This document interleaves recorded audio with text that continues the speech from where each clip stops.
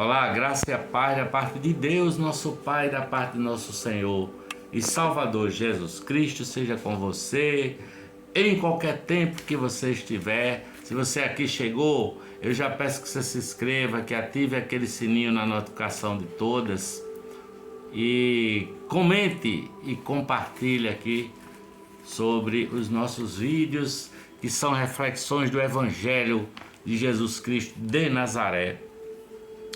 E hoje eu quero meditar com você sobre aquele acontecimento que aconteceu no dia da festa de Pentecostes, e está descrito no livro de Atos dos Apóstolos, do capítulo 2, que foi o que aconteceu naquela chamada festa das colheitas em Jerusalém. Os judeus têm a festa da Páscoa, a festa das colheitas, que é também chamada festa do Pentecostes, não é? E na verdade essa festa é 50 dias após a festa da Páscoa, sabe? E aqui em Atos dos Apóstolos capítulo 2, cumpriu-se a profecia do profeta Joel do derramamento do Espírito Santo sobre toda a carne nesse dia dessa festa de Pentecostes. Portanto, eu já oro e já peço a Deus, nosso Pai, Deus bendito, nosso Pai bendito, nós te agradecemos e te damos graças porque Tu estás conosco, e que Teu Espírito venha e que se derrame sobre nós, em nome de Jesus, para a glória de Jesus, para a glória do Teu nome, para o nosso bem, eu digo amém. Então, vou ler aqui no livro de Atos, capítulo 2, o que aconteceu aqui nesse dia. E cumprindo-se o dia de Pentecostes, estavam todos reunidos no mesmo lugar. De repente veio do céu um som como de um vento veemente e impetuoso e encheu toda a casa em que estavam assentados. E foram vistas por ele línguas repartidas como que de fogo, as quais pousaram sobre cada um deles. E todos foram cheios do Espírito Santo e começaram a falar em outras línguas, conforme o Espírito Santo lhes concedia que falassem. E em Jerusalém estavam habitando judeus, varões religiosos de todas as nações que estão debaixo do céu. E correndo aquela voz, juntou-se uma multidão, estava confusa, porque cada um os ouvia falar na sua própria língua. E todos pasmavam e se maravilhavam, dizendo uns aos outros: pois que? Não são galileus todos esses homens que estão falando? Como, pois, os ouvimos cada um na nossa própria língua em que somos nascidos?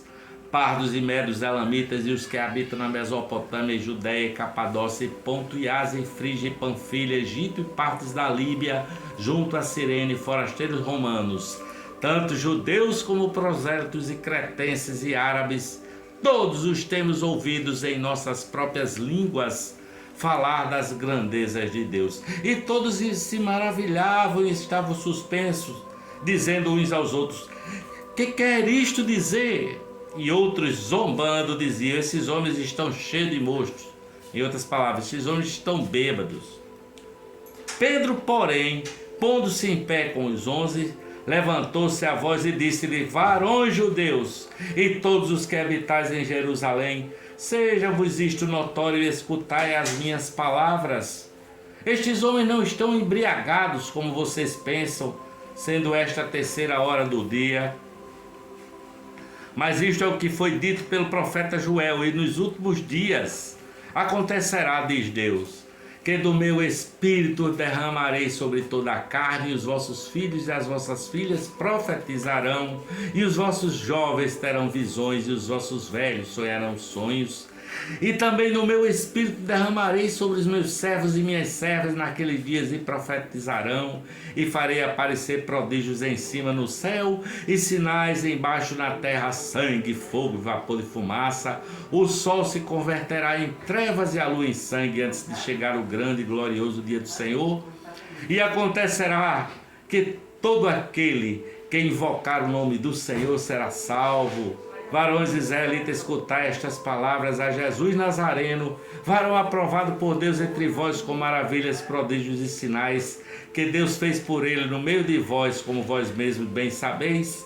A este que vos foi entregue pelo determinado conselho e presciência de Deus, tomando-o vós, o crucificastes e matastes pelas mãos de injustos, ao qual Deus ressuscitou, soltas as ânsias da morte, pois não era possível que fosse retida por ela.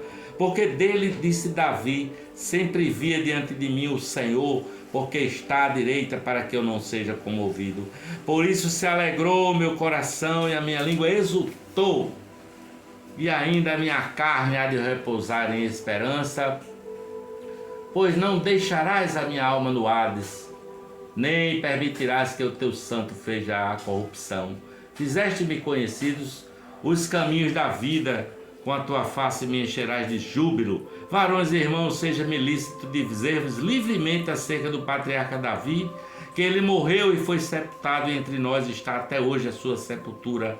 Sendo, pois, ele profeta, e sabendo que Deus lhe havia prometido com juramento que do fruto dos seus lombos, segundo a carne, levantaria o Cristo para o assentar sobre o seu trono. Nesta previsão, disse da ressurreição de Cristo que a sua alma não foi deixada no Hades, nem a sua carne viu a corrupção. Deus ressuscitou a este Jesus, do que todos nós somos testemunhas, de sorte que, exaltado pela destra de Deus e tendo recebido do Pai a promessa do Espírito Santo, derramou isto que vós agora vedes e ouvis.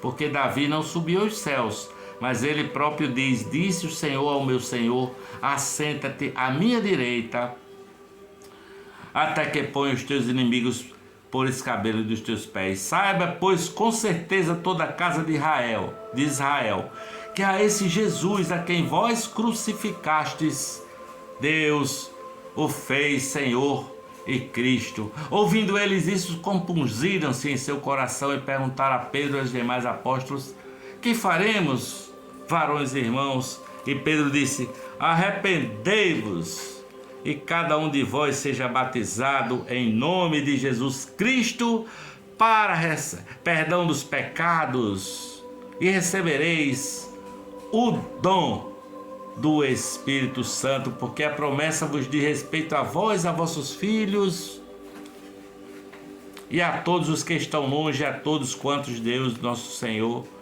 chamar.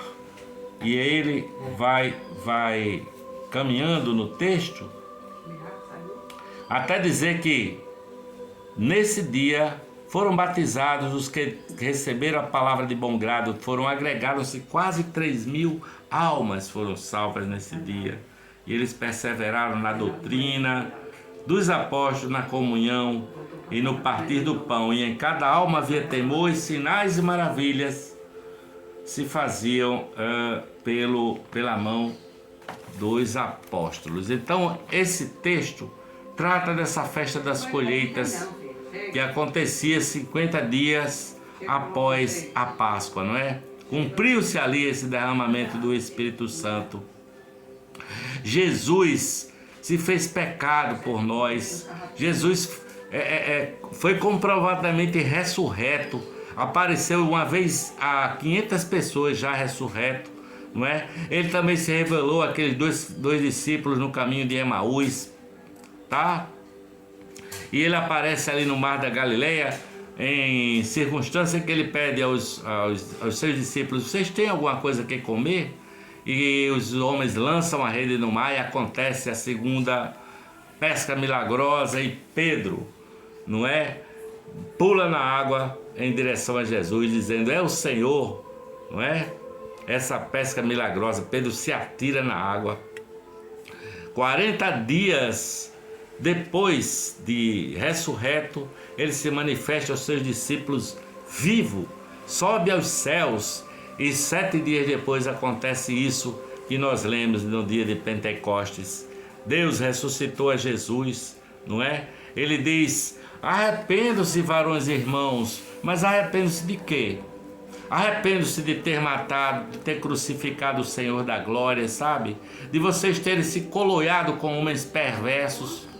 e vocês receberão o dom do Espírito Santo. Todas as coisas boas que nós recebemos são dádivas do Espírito Santo. A salvação é dom de Deus, não é? São dons do Espírito Santo que existe. O Espírito Santo próprio, ele próprio é o dom. O dom do Espírito Santo, o Espírito de Deus, quando da criação do mundo, diz a palavra que pairava sobre a face do abismo. O Espírito Santo já estava na criação. Os profetas falaram do Espírito Santo. Jesus foi concebido pelo Espírito Santo. Jesus foi guiado pelo Espírito Santo. O Espírito Santo se apresentou ali no batismo de Jesus em forma corpórea de um passarinho, sabe? O Espírito Santo está sobre mim, disse Jesus, e me ungiu para pregar o Evangelho e anunciar as boas novas da salvação. Em João capítulo 14, a palavra diz, Jesus diz, eu não os deixarei órfãos, mandarei o Consolador, o Espírito Santo, que o mundo não conhece, mas vocês conhecem, porque habita convosco, mas estará em vós. Estará em vós o Espírito Santo que convence o mundo do pecado, da justiça e do juízo. O Espírito Santo os guiará a toda a verdade. O Espírito Santo fará vocês frutificar os seus frutos, que é amor, que é paz, que é bondade, que é benignidade, que é fé, que é temperança, que é domínio próprio. A maior dádiva que Deus nos dá é o seu Espírito Santo. A conversão é isso, é quando Deus une o seu Espírito ao nosso Espírito. E aí o Espírito Santo passa a viver em nós. A conversão não é acreditar em novas crenças. A conversão não é simplesmente acreditar que Jesus pagou um preço na cruz. A conversão não é apenas religião. A conversão é ter uma experiência com o Espírito Santo de Deus. A conversão não é uma mudança de comportamento moral. Eu fazia isso, agora não faço mais. Não, não é isso. A conversão é um encontro com a terceira pessoa da Trindade, com o Espírito Santo. João capítulo 3, Jesus falando a Nicodemos, ele diz, olha, quem não nascer da água e do Espírito não pode ver o reino de Deus. Nascer da água é nascer de maneira natural, do ventre da mãe. Nascer do Espírito Santo é o novo nascimento, quando nós tomamos consciência que o Espírito Santo testifica com o nosso espírito que nós somos filhos de Deus. 1 Coríntios capítulo 3, Paulo diz, o nosso corpo é templo do Espírito Santo que habita em nós. A experiência da conversão não é participar de religiões, de rituais religiosos, mas é quando nós tomamos consciência que o Espírito Santo testifica que nós somos filhos e filhas de Deus. Deus é o nosso Pai, é o nosso Abba, não é? É quando você se expõe à ação de Deus. O Espírito Santo nos foi dado, o Espírito Santo vive em nós, ele gera em nós mudanças e ele cura as nossas doenças. O Espírito Santo afeta nosso entendimento, ele nos faz enxergar, ele nos faz compreender, ele afeta as nossas emoções. O Espírito Santo está derramando o amor de Deus em nossos corações, segundo a palavra. Acabou-se o medo da morte, acabou o medo da vida, acabou a ansiedade, acaba-se tudo. Levamos tudo a Deus em oração e acontece que a paz de Deus, que excede a todo entendimento, nos habita, não é? Nos purifica. É uma alegria no Espírito Santo que afeta as nossas vontades e nós começamos a repulsar as obras da carne, né? O que antes a gente tinha prazer nas obras da carne, a gente não tem mais, sabe? Atos 2 fala desse fenômeno que eles ouviam em seus próprios idiomas, não é? Ouviam cada um na sua própria língua materna, eles estavam abismados sem entender. Alguns perguntaram o que significa isso, mas isso só entende quem tem a mente de Cristo. Outros ali diziam que aqueles homens estavam bêbados, não é?